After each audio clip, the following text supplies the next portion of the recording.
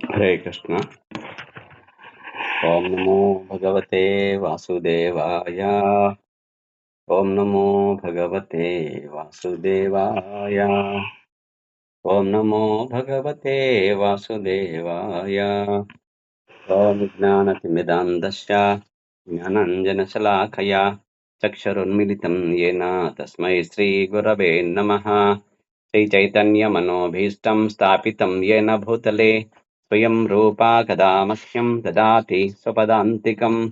वन्देऽहं श्रीगुरोः श्रीयुतापदकमलं श्रीगुरोन् वैष्णवाञ्च श्रीरूपं साग्रजातं सहगण रघुनाथान्वितं तं सजीवं साद्वैतं सावधूतं परिजनसहितं कृष्णचैतन्यदेवं श्रीराधाकृष्णपादान् सहगण ललिता श्रीविशाखान्वितां च नमावं विष्णुपादाय कृष्णप्रेष्ठाय भूतले श्रीमते भक्तिवेदान्ता स्वामिन्निति नामिने। नमस्ते सारस्वते देवि गौरवाणी प्रचारिणे निर्विशेषा शून्यवादी पाश्चात्यदेशतारिणे। नमो महावदन्याय कृष्णप्रेमप्रदायते कृष्णाय कृष्णचैतन्यनाम्ने गौरत्तुषे नमः। नमो ब्रह्मण्यदेवाय गोब्राह्मणहिताय च जगद्धिताय कृष्णाय गोविन्दाय नमो नमः। हे कृष्णा करुणा सिन्धो दीनबन्धो जगत्पते गोपेश गोपिका कान्ता राधा कान्ता नमोऽस्तुते। सप्तकाञ्चन गौराङ्गी राधे वृन्दावनेश्वरि वृषभानुसुते देवी प्रणमामि हरिप्रिये। वाञ्छाकल्पतरुभ्यश्च कृपा सिन्धुभ्य एव च पतितानां पावनेभ्यो वैष्णवेभ्यो नमो नमः। जय श्री कृष्ण चैतन्य प्रभु नित्यानंद श्री अद्वैत गदाधरा श्रीवासादि गौर भक्तवृंद। हरे कृष्ण कृष्ण कृष्ण हरे हरे, हरे राम राम राम हरे हरे। नारायणं नमस्कृत्यं नरं चैव नरोत्तमं देवीं सरस्वतीं व्यासं ततो जयमुदीरयेत्। नष्टप्रायेषु भद्रेषु नित्यं भागवत सेवया भगवती उत्तमश्लोके भक्तिर्भवति नष्टिकी। हरे कृष्ण। ओम नमो भगवते वासुदेवाय। ओम नमो भगवते वासुदेवाय। ओम नमो भगवते वासुदेवाय। హరే కృష్ణ. ఈనాటి తెలుగు గీత ఆన్లైన్ కోర్స్ సంబంధించి భక్తులకు ఈరోజు శ్రీ బలరాముడు భగవాన్ శ్రీ బలరాముడు గురించి ఈరోజు మనము కథ, ఆయన గురించి లీలావతారాలు, కృష్ణ భగవానుడి యొక్క అన్నగా ఆయన ఏ లీలలు చేశారు, ఈ చర్చించే అవకాశం మనకు గురువుల యొక్క కృప వలన మనకు కలిగినది. పరమ పరమ గురువు పరమ పూజ్య శ్రీ శ్రీ జయపతాక స్వామి గురు మహారాజ్ గారికి, అలాగే శిక్షా గురువులు పూజ్యశ్రీ రూపేశ్వర్ చైతన్య ప్రభు, పూజ్యశ్రీ వైష్ణవ కృప ప్రభు, పూజ్యశ్రీ రఘునందన్ సేవ ప్రభు, పూజ్యశ్రీ విపిన విహారీ రామచంద్ర ప్రభు, పూజ్యశ్రీ వేణిమాధవ్ ప్రభు, పూజ్యశ్రీ జయ గోవింద్ ప్రభు అందరికీ ప్రణామాలు. వైష్ణవులందరికీ ఈనాటి కథకందరికీ వైష్ణవులందరికీ స్వాగతం. శ్రీ బలరాముడు సాధారణంగా వచ్చేసి మనకు భగవంతుని యొక్క అవతార విశేషములు ఏవైతే ఉన్నాయో, శ్రీకృష్ణ యదా యదా హి ధర్మస్య గ్లానిర్భవతి భారత తద్భ్యుత్థానమధర్మస్య తదాత్మానం సృజామ్యహం అని శ్రీకృష్ణ భగవానుడు చెప్పినాడు అనమాట గీతలోను. పరిత్రాణాయ సాధూనాం వినాశాయ చ దుష్కృతం ధర్మ సంస్థాపనార్థాయ సంభవామి యుగే యుగే. అంటే ఆయా యుగములలో ధర్మ సంస్థాపన చేయడానికి, మరి సాధువులను రక్షించడానికి, భక్తులతో కలిసి లీలలు చేయడానికి నేను అవతరిస్తానని చెప్పి శ్రీకృష్ణ భగవానుడు చెప్పాడు. ఆ విధంగా సాధారణంగా అయితే గనక మనకు దశావతారాల గురించి మాత్రమే తెలుసు సామాన్యంగా. కానీ శ్రీమద్ భాగవతము అమల పురాణంలో 22 అవతారాల గురించి చర్చించడం జరిగినది. దాంట్లో వచ్చేసి మరి మొదట అవతారం వచ్చేసి యజ్ఞవరాహ అవతారము, తర్వాత మత్స్యావతారము, ఆ తర్వాత వామన అవతారము, తర్వాత ఇక కూర్మావతారము,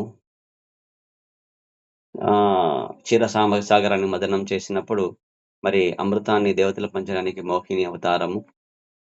కాబట్టి ఈ విధంగా భగవానుడు మరి పరశురాముడు, రాముడు, నరసింహస్వామి, మరి ఈ విధంగా తర్వాత పృథు మహారాజు అవతారము, తర్వాత వృషభదేవుడి యొక్క అవతారము. కాబట్టి విష్ణువు యొక్క అవతారం.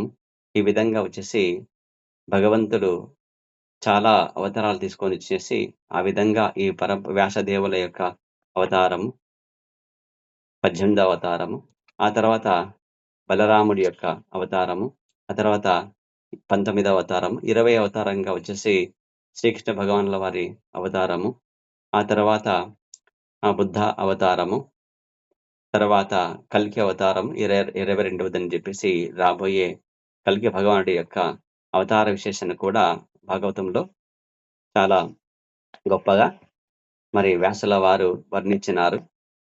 అది ఈ కలియుగం యొక్క జనుల పైన ఆయనకు గల కృప వలన ఇవన్నీ ఆయన మనకు తెలియజేయడం జరిగినదన్నమాట. కాబట్టి ఇక ఈరోజు శ్రీ బలరాముడు, ఇది ఈయన శ్రీకృష్ణ అంటే ఈయన కూడా భగవానుడే, కృష్ణుడి యొక్క అంశయ్య ఈయన. కాబట్టి భగవానుడు 19వ అవతారం ఏమిటి అంటే శ్రీమద్ భాగవతం చెప్పినారు, అవతారాహ్య సంఖ్యాయ హరే సత్వ నిధిర్ద్విజాహ అని పలికింది. అంటే శ్రీహరి అవతారములు అసంఖ్యాకములు, ఆయా యుగాలలో ప్రత్యేకమైన ప్రయోజనము కొరకు అవతారాలు ఉద్భవిస్తుంటాయి. వాటిలో 22 అవతారాలను శ్రీమద్ భాగవతంలో వరుసగా వర్ణించబడింది. వాటిలో 19వ అవతారము శ్రీ బలదేవుడు. 19 మే వృష్టిషు ప్రాప్య జన్మని రామకృష్ణ వితి భువో భగవాన్ హరధరం. భూభారమును తగ్గించడానికి మరి 19వ అవతారంగా మరి వింశతి అంటే 20, వింశతి అంటే 20 అవతారం అని భావము. మరి 19వ అవతారము ఏకోన వింశతి అని చెప్పి చెప్పినారు. ఏకోన వింశతి అంటే 19వ అవతారము. 19వ అవతారంగా బలరాములు వారు, 20వ అవతారంగా శ్రీకృష్ణ భగవానుడు అవతరించారని ఈ శ్లోకంలో భగవాన్ అనే పదము వాడడం జరిగినది.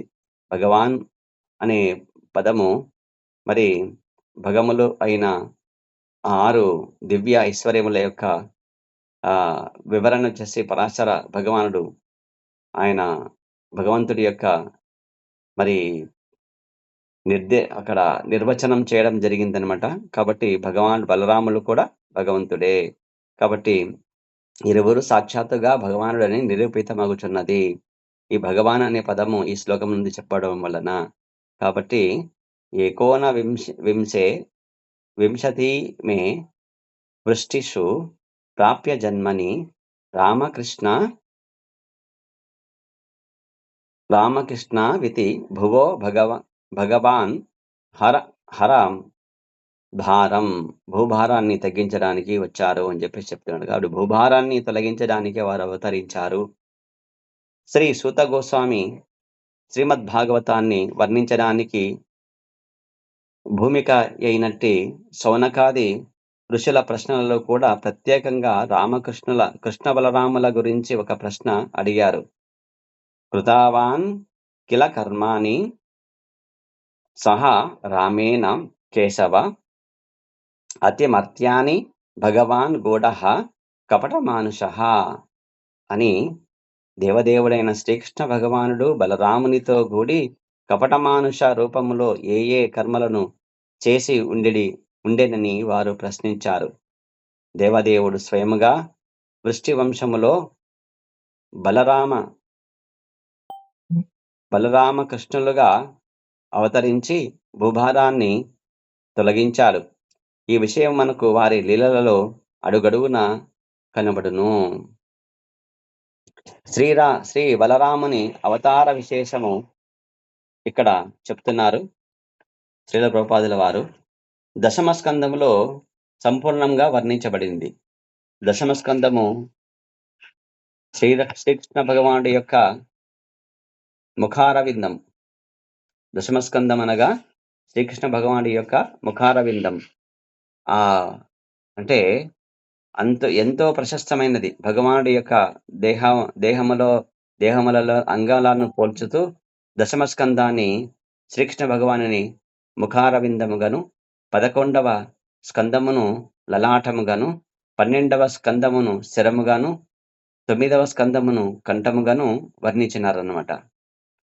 ఇక వక్షస్థలము 8వ స్కందము, 6-7 స్కందములు భుజములు, 5వ స్కందము నాభి, తర్వాత ఊరువులు 3-4 స్కందములు, 1-2 స్కందములు పాదములుగా వర్ణించినారు. భగవానుడి యొక్క ఈ 12 ద్వాదశ స్కందములు కలిగిన శ్రీమద్ భాగవతమును ఆ విధంగా 18,000 శ్లోకాలుగా రాశారు వ్యాస భగవానుల వారు. ఆ విధంగా వర్ణించారు. కాబట్టి శ్రీ బలరామ అవతార విశేషాలు దశమ స్కందములో వస్తాయి. ఇక్కడ రోహిణి తనయునిగా ప్రసిద్ధి చెందినారు బలరాములు. దేవకి తనయునిగా కూడా తెలియబడ్డారు.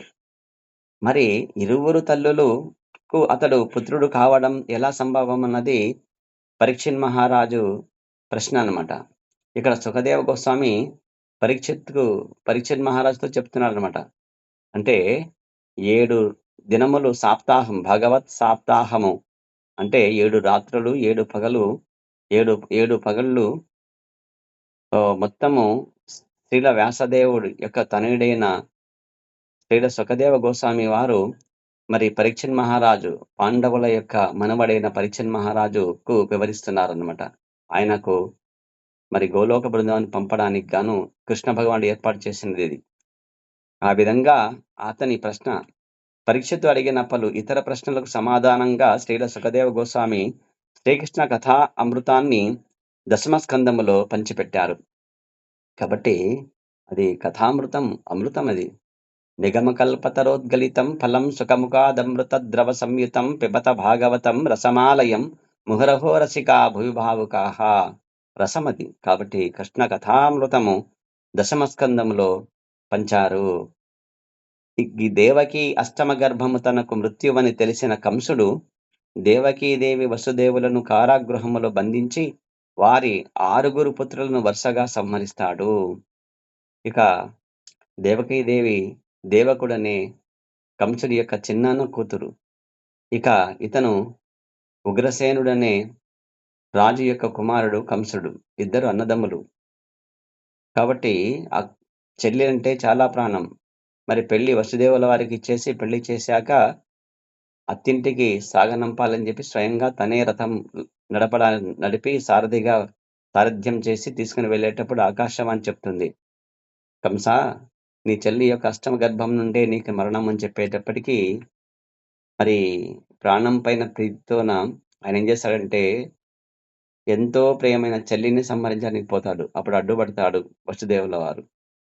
అష్టమ గర్భం నీకు ప్రాణగండం అయితే ఆ సంతానాన్ని నీకు తెచ్చిస్తాను, నీ ఇష్టం నీవేమని చేసుకో అని చెప్పేసి వాగ్దానం చేసి భార్య యొక్క మరణాన్ని తప్పిస్తారనమాట తెలివిగా వసుదేవుల వారు. ఆ విధంగా కారాగృహంలో బంధించి ఉంటారు. ఆ కారాగృహంలో వచ్చేసి వరుసగా 6 పుత్రులు తీసుకుపోయి ఇస్తాడు మాట ప్రకారంగా. ఎవరు? వసుదేవుల వారు. ఎవరికి? కంసుడికి, కంసరాక్షసుడికి. ఆయన సంహరిస్తాడు. పూర్వజన్మలో ఆ 6 పుత్రులు ఎవరంటే కాలనేమి యొక్క తనయులు.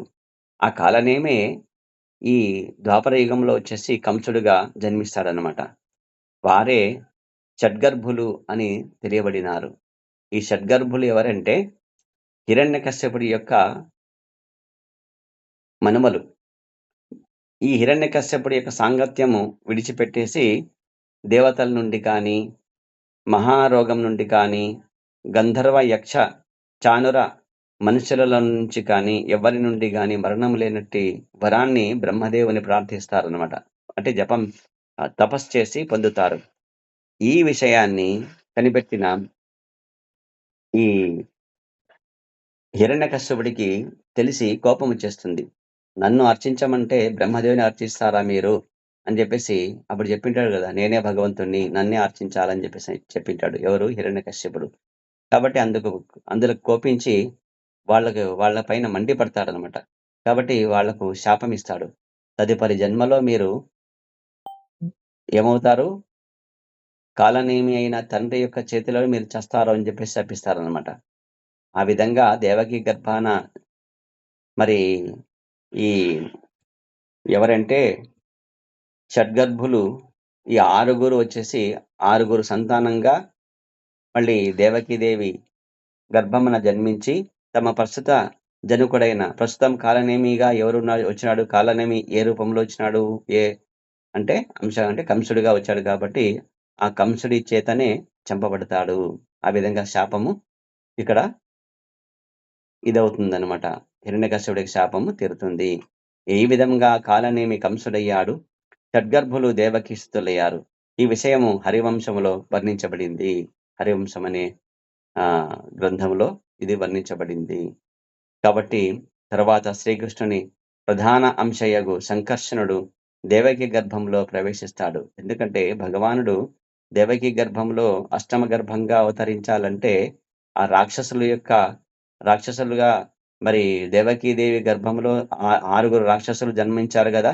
కాబట్టి ఆ గర్భాన్ని పవిత్రం చేయడానికి మొట్టమొదటగా భగవంతుడి యొక్క సేవకుడు ఎవరు? బలరాముడంటే ఆదిశేషుడు.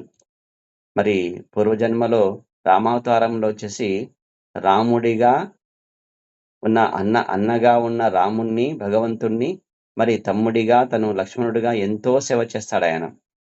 కాబట్టి ఆ విధంగా సేవ చేస్తారాయన. కాబట్టి శాపవశులైన కాలనేమి 6 పుత్రులు గర్భములో ప్రవేశించడం వలన దేవకీ గర్భము అపవిత్రమైంది. దానిని పవిత్రమునర్చి దేవదేవుని ఆవిర్భావానికి రంగం ఏర్పాటు చేయడానికే సంకర్షణుడు ఆదిశేషుడు సప్తమ సంతానంగా ఆమె గర్భములో ప్రవేశించాడని ఆచార్యుడు అభివర్ణించారు. ఈ సంకర్షణుడే మహర్షులు కీర్తించడి అనంతదేవుడు, అనంతుడు. సప్తమ సంతానముగా ఆమె గర్భములో ఆదిశేషుడు అనంతుడు. సప్తమ గర్భముగా ఆమె గర్భములో ప్రవేశించాడని ఈ సంకర్షణల వారే అనంతదేవుడు ద్వితీయ చతుర్వ్యూహమునకు సంబంధించిన ప్రథమకర్త. కాబట్టి మొదటి చాతుర్వ్యూహంలో వచ్చేసి వాసుదేవ, సంకర్షణ, ప్రజన్మ, అనిరుద్ధ అని ఉంటుంది. ద్వితీయ చాతుర్వ్యూహంలో వచ్చేసి సంకర్షణ, వాసుదేవ, ప్రజన్మ, అనిరుద్ధ అని చెప్పి చాతుర్వ్యూహాలుగా ఏర్పడింది. కాబట్టి ఈ విధంగా ద్వితీయ చాతుర్వ్యూహానికి సంబంధించిన భగవానుడు ఈయన. కాని దేవదేవుని ఆజ్ఞచే యోగమాయ అతనిని దేవకి గర్భం నుండి గోకులంలోని రోహిణి గర్భానికి మార్చిరి. ఈ రోహిణీదేవి కూడా వసుదేవుల యొక్క భార్యనే. అందరూ కూడా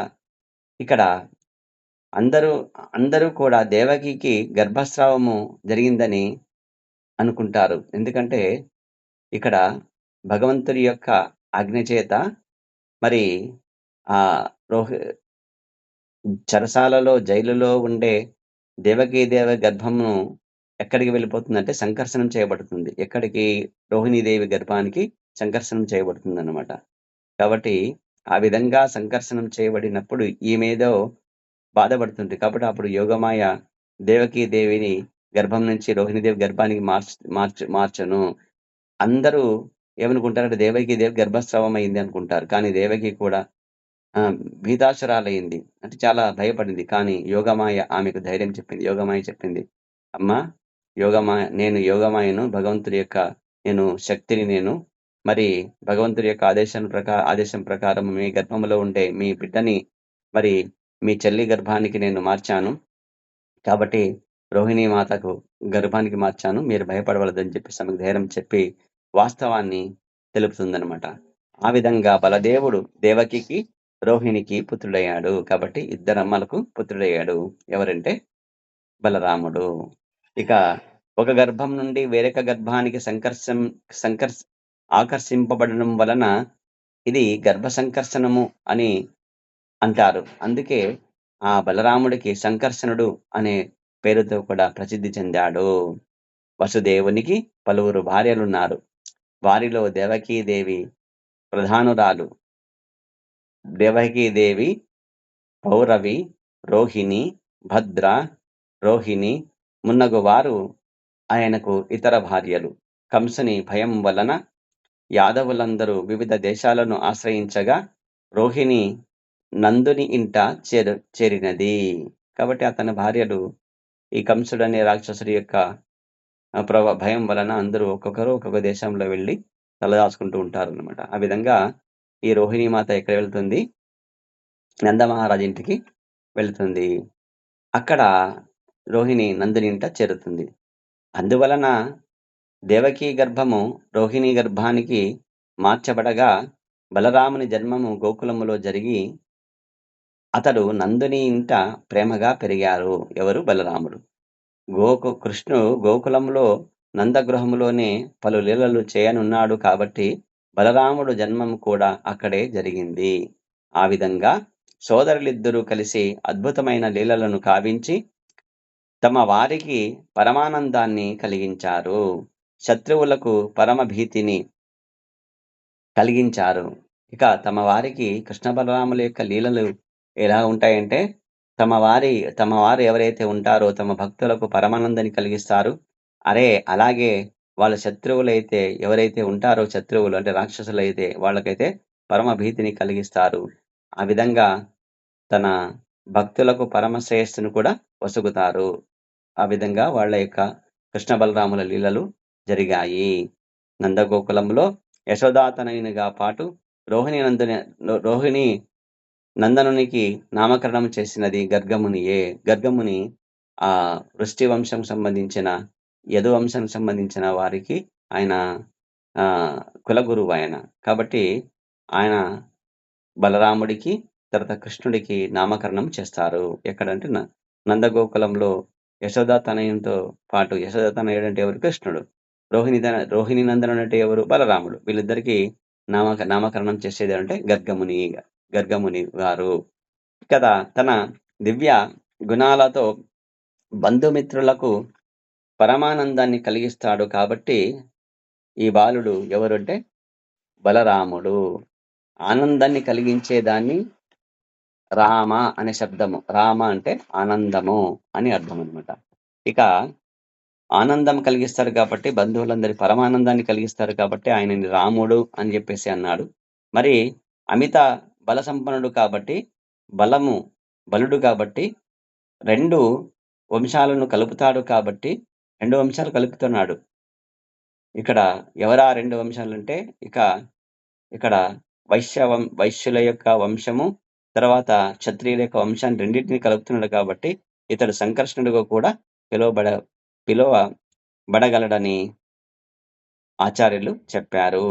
వసుదేవుడు యదువంశీయుడు. అతడు క్షత్రియుడు. వసుదేవుడు ఎవరు? యదువంశీయుడు. వృష్టి వంశమినందు పుట్టినవాడు. యాదవ వంశీయుడు. అతడు క్షత్రియుడు. అతనెవరు? క్షత్రియుడు. నందుడు వైశ్యుడు. నందుడెవరు? వైశ్యుడు. కానీ వారి తండ్రి ఒక్కడే. ఎవరికి తండ్రి ఒక్కడే? వసుదేవుడికి తండ్రి ఎవరు? ఎవరైతే మరి నందుడి యొక్క తండ్రిగా ఉంటాడో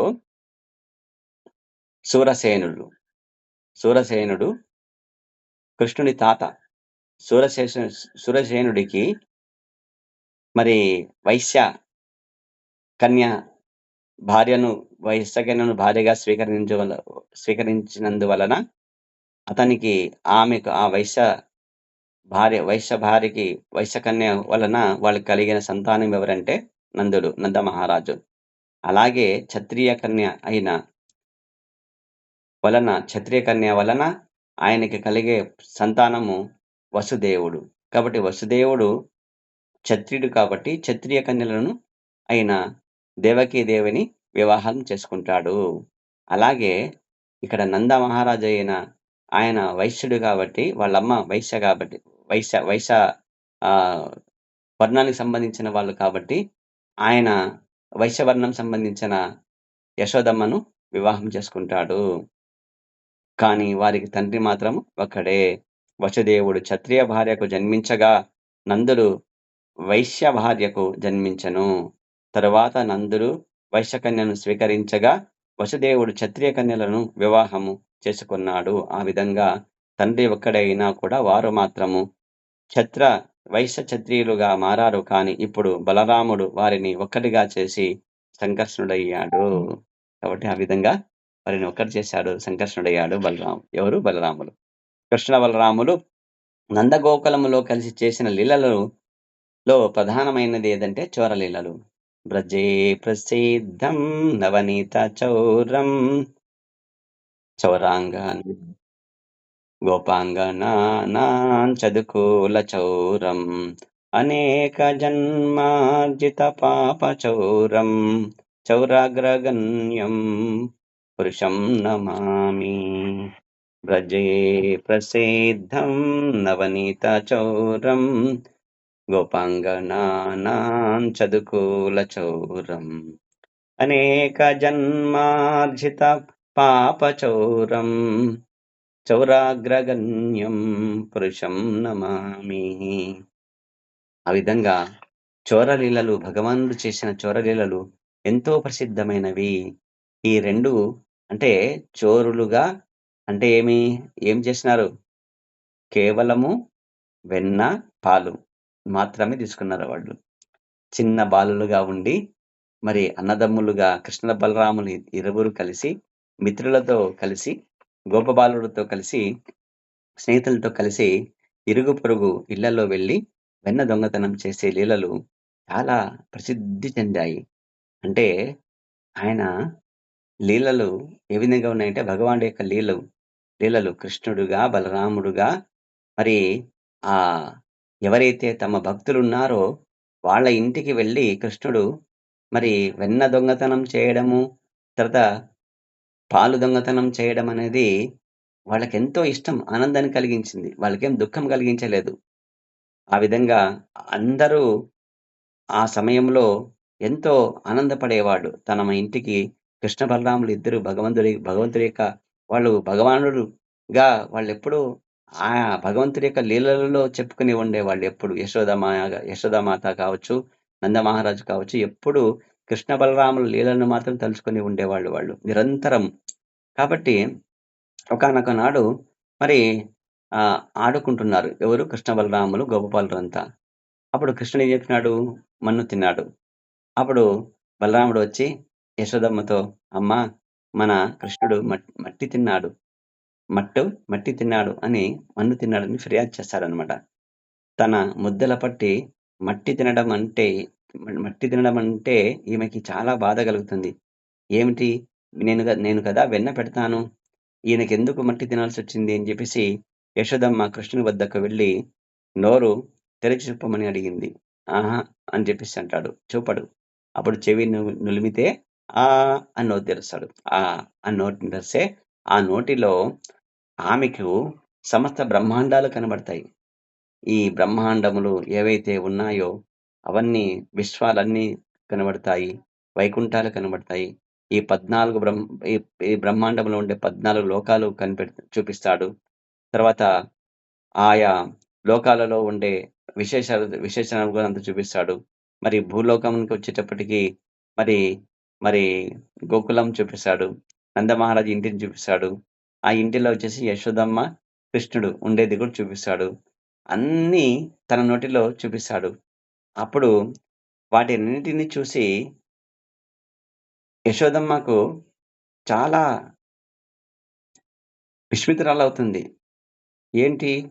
కృష్ణుడినొట్లో నేను ఉన్నాను. కృష్ణుడు కూడా ఉన్నాడు. ఏమిటిది అని చెప్పేసి.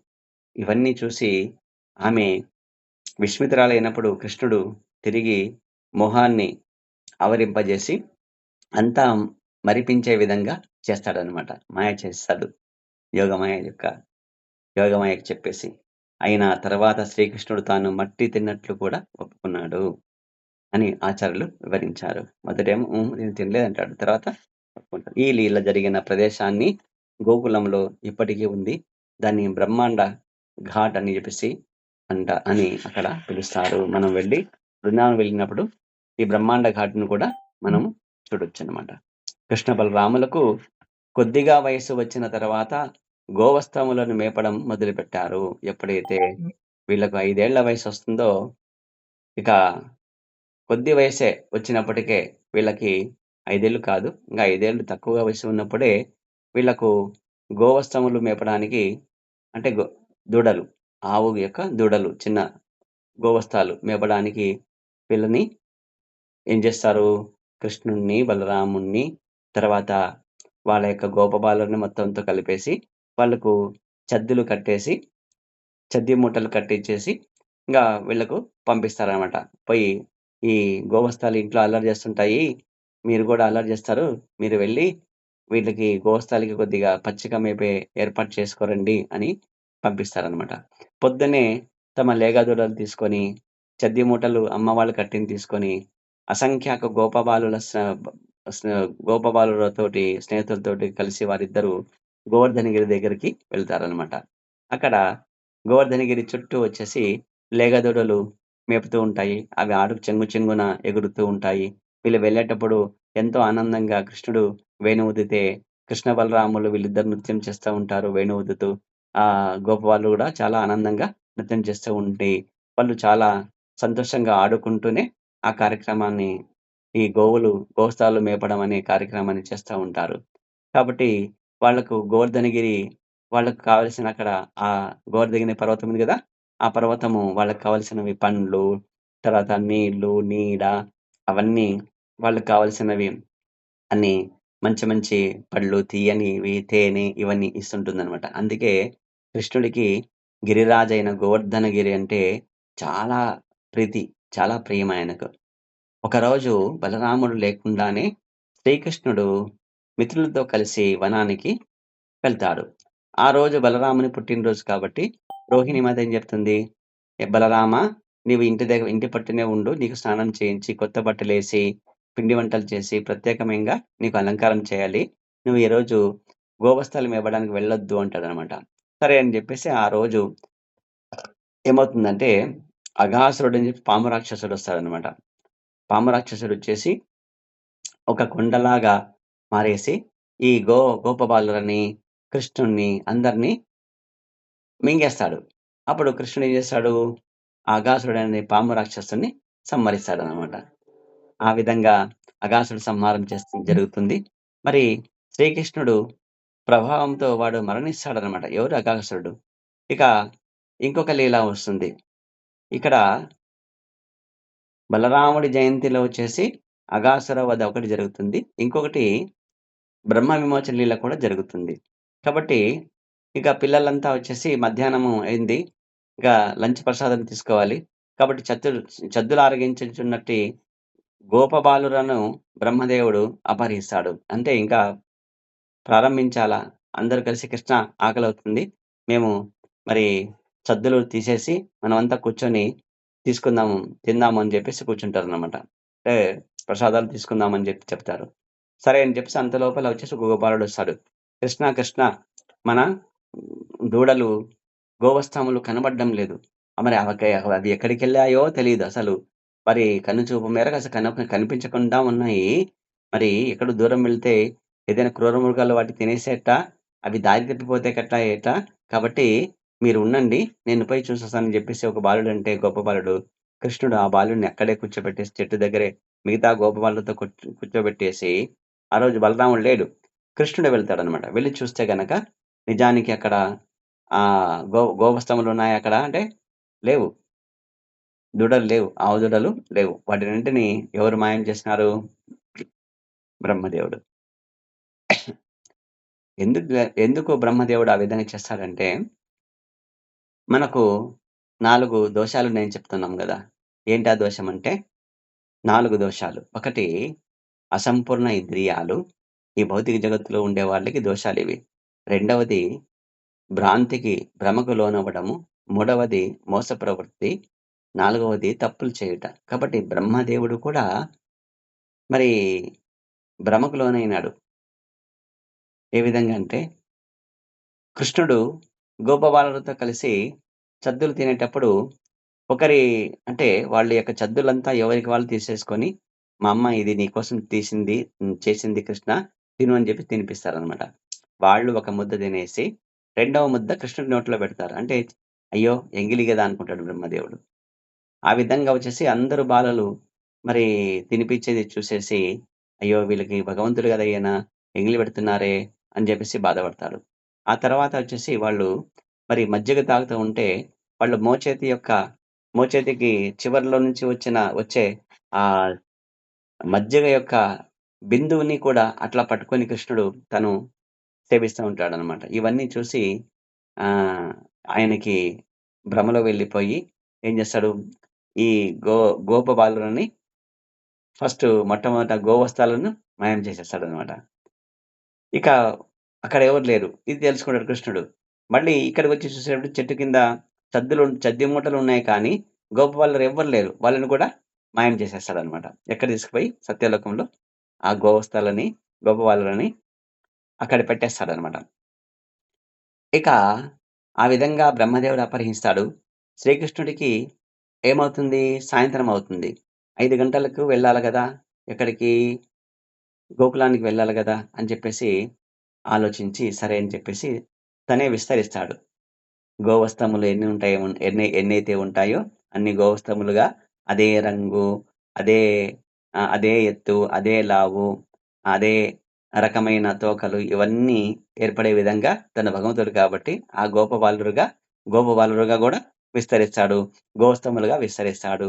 తనే గోవస్తములుగా మారి విస్తరించి మరి అక్కడి నుంచి అక్కడికి వెళ్ళిపోతాడు ఎక్కడికి? బృందావనానికి వెళ్ళిపోతాడు.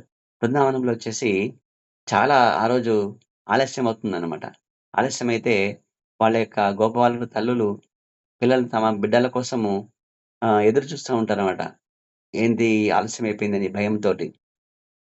కానీ ప్రతిసారి ఇక్కడ ఆ గోకులంలో ఉండేవాళ్ళు ఏం చేస్తారంటే, యశోదమ్మకే కృష్ణుడు కొడుకుగా పుట్టాడు.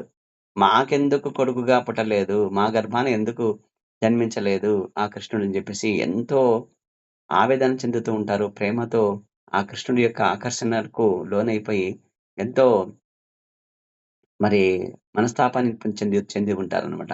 అట్లే గోవులు కూడా నాకు ఈ దూడలు ఈ గోవు గో గో దూడలు కాక కృష్ణుడే దూడగా వచ్చేసి మా పాలు తాగింటే ఎంత బాగుండేదని చెప్పి గోమాతలు కూడా మరి గోవులు కూడా ఇష్టపడతాయన్నమాట. కాబట్టి భావగ్రాహి జనార్దన అని చెప్పేసి అంటారు కాబట్టి, శాస్త్రం చెప్తుంది కాబట్టి, ఆ విధంగా వాళ్ళ భావాలను ఎరిగిన తను ఈ బ్రహ్మ విమోచన లీలలో అవకాశంగా తీసుకొని కృష్ణుడు తనే స్వయంగా ఏ మాతాజీ అయితే నాకు కృష్ణుడు బిడ్డగా ఎందుకు పుట్టలేదనుకుంటే, తన బిడ్డగా వెళ్లి మరి ఎంతో ప్రేమను పొందుతాడనమాట. వాడెంతో తన సొంత కొడుకును చూసేదానికంటే భగవంతుడు కాబట్టి ఎంతో ఇష్టంగా, ఎంతో ప్రేమగా తమ బిడ్డలను చూసుకునేవాడు. ఆ విధంగా సంవత్సరం పాటు చేస్తారు. అట్లనే గోవులు కూడా గతంలో ఇచ్చే 5 లీటర్లు వరకు ఇచ్చే పాలని 10 లీటర్లు, 12 లీటర్ల పాలు ఇచ్చే విధంగా ఆ గోవస్త్వంగా భగవంతుడు వాడి యొక్క మరి ఆహ్, గోవుల యొక్క జనుపాలు తాగినప్పుడు ఎంతో ఆనందపడి ఆ విధంగా ఎక్కువ పాలను ఇస్తాయన్నమాట. ఈ విధంగా సంవత్సరం పాటు 360 రోజులు భగవంతుడు ఆ విధంగా ఉండిపోతాడనమాట. ఇక బ్రహ్మదేవుడికి ఏమవుతుందంటే, ఇక తర్వాతి పుట్టినరోజు వచ్చేసేటప్పటికి బలరాముడు మళ్ళీ రాడు కాబట్టి, ఆ రోజు మళ్ళీ భగవానుడు అక్కడి దగ్గరకొస్తాడనమాట. కృష్ణుడి దగ్గరికొస్తాడు.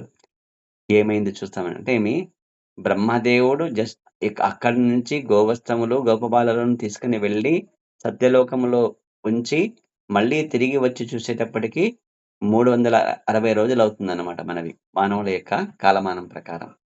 ఆయనకి ఒక క్షణమైతే మనకు 360 రోజుల దినము. మానవుల యొక్క కాలము. కాబట్టి ఆ విధంగా సంవత్సరం అయిపోయి ఉంటుంది. అప్పుడు చూస్తాడన్నమాట. చూస్తే ఎక్కడ చూసినా కూడా బ్రహ్మదేవుడి యొక్క తండ్రి ఎవరు? విష్ణువు. ఆ విష్ణువులు కనబడతారు. గోపబాలులందరూ విష్ణువుగా కనబడతారు. గోవత్సములందరూ విష్ణువుగా కనబడతారు. అప్పుడు ఆయన ఆశ్చర్యపోతాడు. అయ్యో! అపరాధం చేస్తున్నాను నా తండ్రి పట్ల అని చెప్పేసి అప్పుడు బ్రహ్మ సంహిత అప్పుడు పాడతాడనమాట. ఈశ్వరః పరమః కృష్ణః సచ్చిదానంద విగ్రహః అనాదిరాది గోవింద సర్వకారణ కారణం అని. కాబట్టి ఆ విధంగా బ్రహ్మ విమోచన లీల జరిగిందనమాట. ఈ లీల బలరాముని తర్వాతి సంవత్సరం పుట్టినరోజు వరకు సాగింది. 360 రోజులు సాగింది. కాబట్టి ఆ విధంగా బ్రహ్మ విమోచన లీలలో భగవానుడు గోవత్సములుగా, గోపబాలురుగా 360 రోజులు ఉంటారు. వాళ్ళందరూ తృప్తి చెందుతారు. ఇక ఈ బ్రహ్మ విమోచన లీల పోటీ పడినట్లు కృష్ణ బలరాములు ఇక్కడ చాలా లీలలు చేస్తారన్నమాట. ఇక తర్వాత శ్రీకృష్ణుడు సంవత్సర కాలమంతా తానే వర్తించి బ్రహ్మకు విమోహాన్ని కలిగించిన తర్వాత బ్రహ్మదేవుడు ధేనుకాసురుని సంహారం చేస్తాడనమాట. ధేనుకాసురుడని జెప్పేసి ఒక రాక్షసుడు ఉంటాడనమాట. ఆ రాక్షసుడు ఏం జేస్తాడంటే, ఇక అక్కడ తాళవనంలో ఉంటాడనమాట.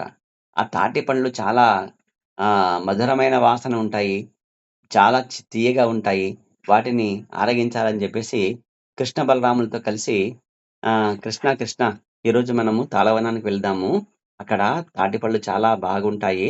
మనమంతా అక్కడ ఆ తాళవనంలో పండ్లు తీసుకొని తిందాము అని వెళ్తారనమాట. అంటే వాళ్ళకి తెలుసనమాట. అక్కడ తాళవనంలో ఎవరున్నారంటే ధేనుకాసురుడనే రాక్షసుడున్నాడు.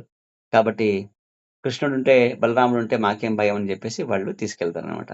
అక్కడ అక్కడికి వెళ్ళేటప్పటికి తాటి పండ్లు తీసుకునేటప్పుడు ఇక ఒక రాక్షసుడొస్తాడు.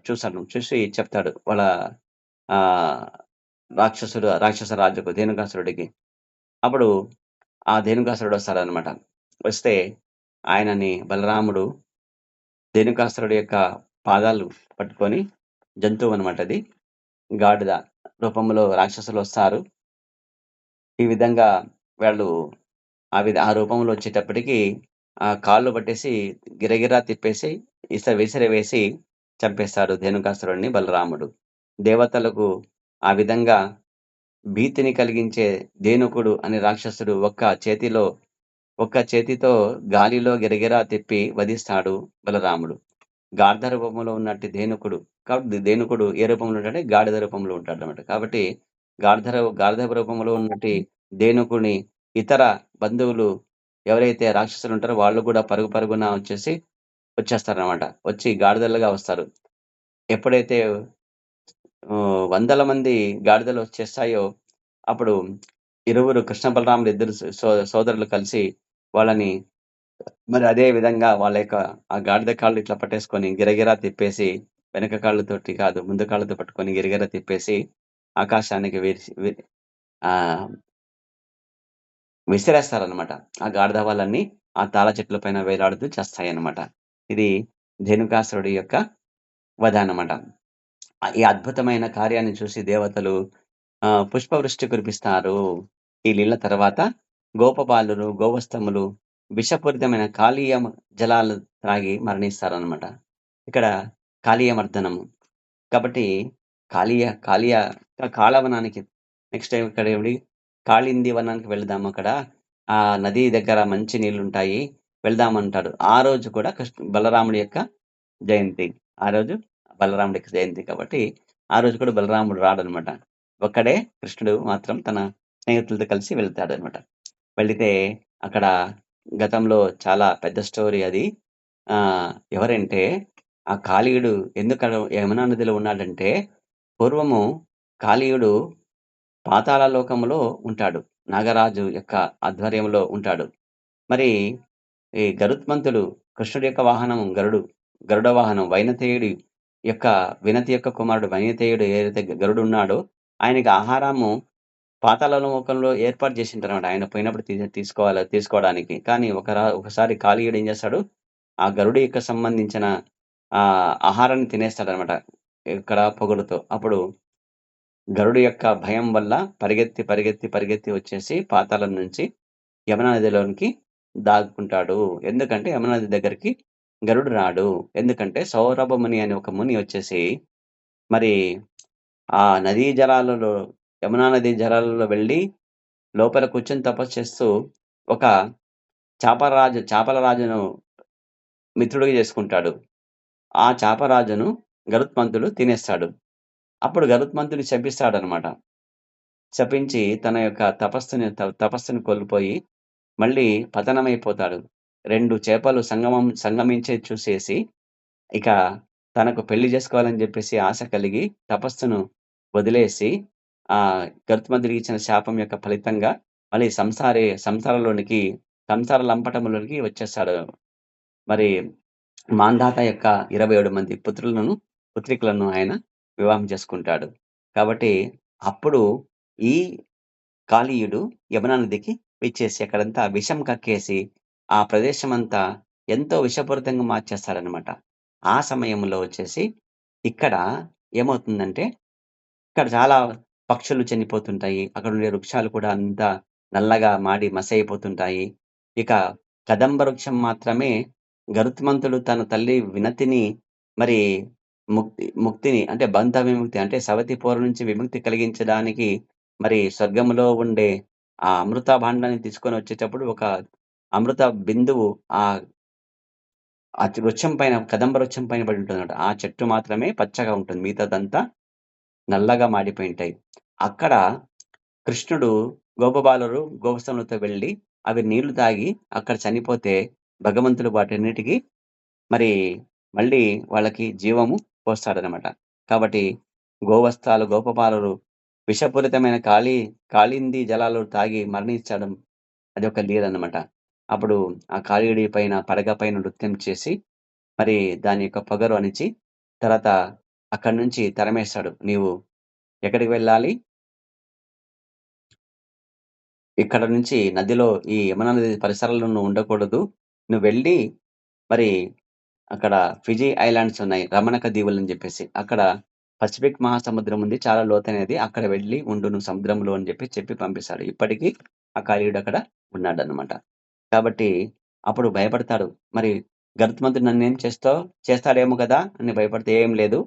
నా పాదాల యొక్క ముద్రలు నీ పడగ పైనున్నాయి కాబట్టి, నాకా పాద ముద్ర చూసి అతను నిన్ను వదిలేస్తాడు వెళ్ళు అని చెప్పేసి పంపిస్తాడనమాట. ఆ విధంగా కాళీయుడిని మరి సంహరించి, శ్రీకృష్ణుడు తన కృపాదృష్టితో తన ఆహ్, గోవత్సాలని, గోపబాలుడిని బతికిస్తాడు. ఆ దేవదేవుడు కాళీయుని దర్పాన్ని కూడా అణచి, యమునా నది నుంచి సర్పాన్ని సాగరానికి తరిమేస్తాడు. రమణక దీవులకు వెళ్ళు అంటాడనమాట. శ్రీకృష్ణుని ఈ లీల కాగానే బలరాముడు ప్రలంబాసురుడిని వధించడం జరిగింది. ప్రలంబాసురుడని జెప్పేసి ఇతను రాక్షసుడు ఏం చేస్తాడంటే, గోపబాలుడుగా మారి వస్తాడు రాక్షసుడు. వీళ్ళు మరి ఆహ్, వంగి దూకుడు ఆట ఆడుతుంటారనమాట. అంటే ఇట్లా వంగి ఉంటారు. అక్కడి నుంచి ఎగిరి అవతలికి ఎగరాలనమాట. అది చిన్నప్పుడు మనం ఆడింటాం గదా! అది వంగి అవతలకి జంప్ చేయాలనమాట. ఒకవేళ హైట్‌గా నిలబడ్డ ఒక పిల్లవాడు హైట్‌గా నిలబడితే గనక మనం దూకలేకపోతే గనక ఓడిపోతే అప్పుడేం చేయాలా? గెలిచిన వారు, ఓడిపోయిన వారు గెలిచిన వారిని భుజాల పైన ఎక్కించుకొని మొత్తం తిప్పాలనమాట. ఆ విధంగా ఆ వంగి దూకుడు ఆటలో వచ్చేసి ఇక్కడ కృష్ణుడు, బలరాముడి పక్షాలు 2 ఉంటాయి. కృష్ణుడి టీమ్ ఒకటి, బలరాముడి టీమ్ ఒకటి. ఈ బలరాముడి టీమ్‌లో పోతాడు. కృష్ణుడి టీమ్‌లో పోతాడు. ఎవరు? ఈ ప్రలంబాసురుడు. కృష్ణుడికి తెలుసనమాట. వీడు రాక్షసుడు. గోపబాలుడు రూపంలో వచ్చినాడు. కానీ అని జెప్పేసి అంటాడు. అప్పుడు కృష్ణుడి టీమ్ ఓడిపోయినప్పుడు బలరాముడిని భుజం పైన ఎక్కించుకోవాలి గదా! అందుకే ఈ ప్రలంబాసురుడు బలరాముని భుజం పైన ఎక్కించుకొని దూరంగా వేగంగా వెళ్తాడనమాట. అప్పుడు బలరాముడికి అనుమానం కలుగుతుంది. ఇతను మామూలు గోపబాలుడు కాదు. రాక్షసుడు ఉన్నట్టున్నది కానీ అని జెప్పేసి ఇక ఒక్క గుద్దు గుద్దేసి తలపైన పిడికిలితోటి ఆ ప్రలంబాసురుడిని సంహరిస్తాడనమాట. కాబట్టి ప్రలంబాసురుడి వధ ఆ విధంగా జరుగుతుంది. గోపబాలుని రూపంలో వచ్చిన గోపబాలుడితో కలిసిన ఆ దానవుని బలరాముడు తన అమోఘమైన బలముతో సంహరిస్తాడు. ఇది ప్రలంబాసురుడ వధ. బలరాముని ఈ లీల తర్వాత శ్రీకృష్ణుడు దావా దావానల భక్షణ లీలను కూడా గోప గోవులను, గోపాలులను రక్షిస్తాడు. ఇక కాళీయమర్దనం అయిపోయినాక కాళీయమర్దనం అయిపోయినాక నెక్స్ట్ కృష్ణుడు చేసే లీలేంటంటే, మరి దావానలం వచ్చేస్తుందనమాట. అంటే రాక్షసులు సృష్టిస్తారనమాట. గోపబాలుడిని, గోవత్సలని మరి కాల్చేయాలని చెప్పేసి కంసుడు పంపినాడు.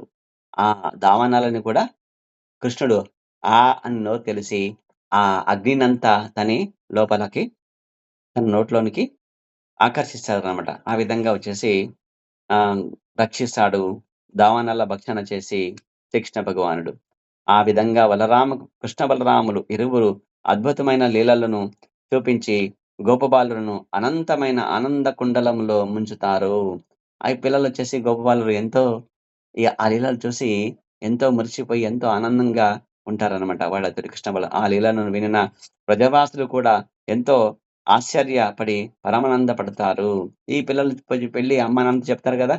కాబట్టి వాళ్ళు పిల్లలు చూసిన లీలలన్నీ కృష్ణ బలరాములు చేసినవన్నీ వచ్చేసి వాళ్ళ అమ్మానాన్నలతో చెప్తుంటారు. వాళ్ళ ఇంట్లో వాళ్ళ పెద్దలతో అందరితో కథలుగా చెప్తూ ఉంటే వాళ్ళు కూడా ఎంతో ఆనందిస్తారన్నమాట వాళ్ళంతా.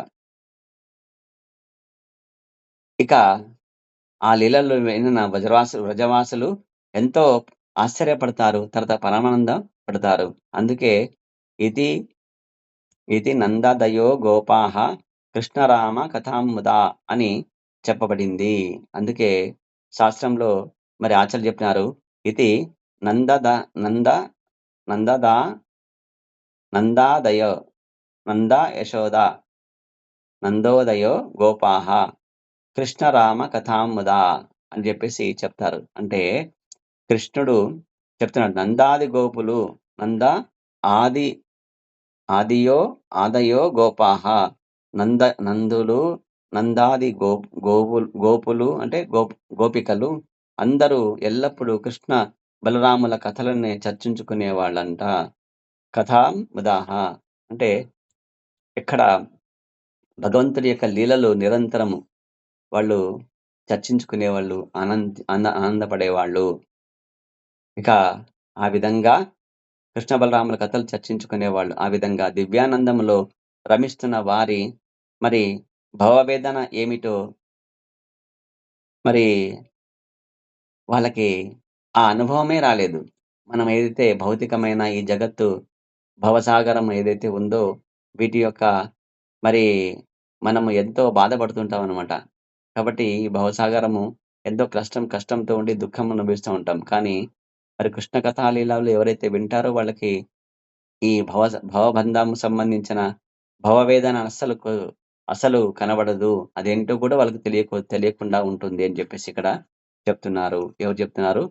సుఖదేవ గోస్వామి వారు చెప్తున్నారు. పరీక్షణ్ మహారాజుతో పలికినాడు ఈ విషయం ఈ మాటను ఈ మాట అన్నాడు. కాబట్టి నాది గోపులు ఎల్లప్పుడూ కృష్ణ బలరాముల కథలను చర్చించుకునేవాళ్ళు కాబట్టి, ఆ విధంగా దివ్యానందంతో రమించిపోయారనమాట. మచ్చిత్తా మద్గత ప్రాణాః బోధయంత పరస్పరం కథయంతచ్చ మాం నిత్యం తుష్యంతి చరమంతి చ అని శ్రీకృష్ణ భగవానుడు భగవద్గీతలో చెప్పిన విధంగా కాబట్టి భక్తుడంటే ఎప్పుడు ఆనందంతో ఉంటాడు. అతనికి ఎప్పుడు భగవంతుడి యొక్క లీలలు, అతని యొక్క కథలు, అతని యొక్క గుణములు, అతని యొక్క మరి నామములు గురించి ఆహ్, ఆ కథామృతాన్ని వాళ్ళు సేవిస్తా ఉంటారు కాబట్టి, అమృతం సేవించిన వాడికి రోగం ఏ విధంగా అయితే రాదో, భవరోగం కూడా దూరమైపోతుంది.